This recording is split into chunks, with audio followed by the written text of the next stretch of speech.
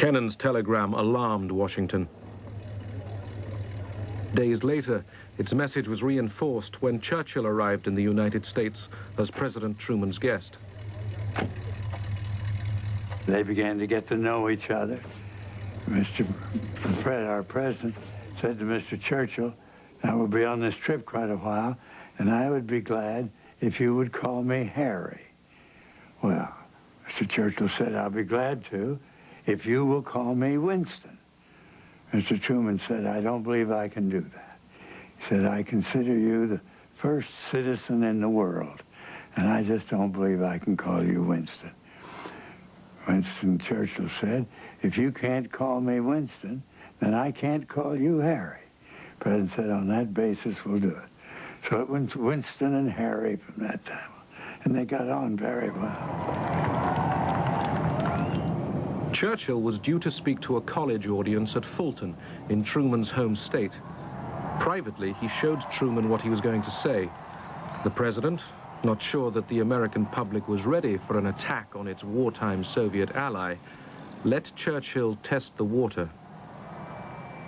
Mr. Churchill, he's one of the great men of the age. He's a great Englishman.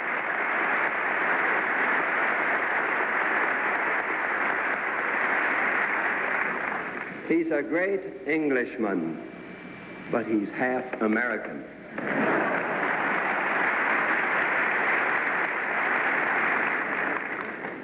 From Stettin in the Baltic to Trieste in the Adriatic, an iron curtain has descended across the continent. Behind that line lie all the capitals of the ancient states of Central and Eastern Europe. Except in the British Commonwealth and in the United States, where communism is in its infancy, the Communist parties, or fifth columns, constitute a growing challenge and peril to Christian civilization.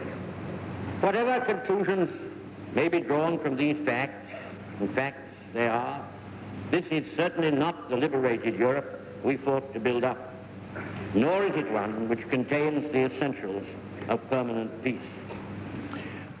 Immediately after that, Stalin came out with answers to a foreign correspondent's questions in which he compared Churchill to Hitler and decried Churchill's speech as a